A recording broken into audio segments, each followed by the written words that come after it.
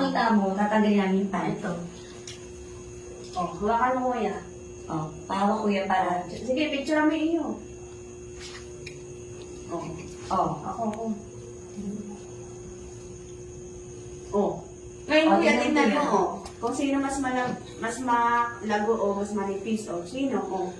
Diba? Kita mo. Ito ma'am, sa'yo ito ma'am. Oh. Oh, yan.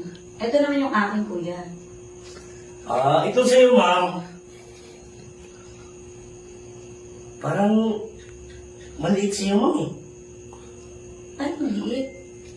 Tsaka ito isa, Oh, diba? mahaba. Oh. Kanino nga mas maano dyan, kuya? Ay, ang sa'yo talaga ma'am. Oh, diba? Kasi mas mahaba sa'yo ma'am eh. Oh, sabi ko sa'yo eh.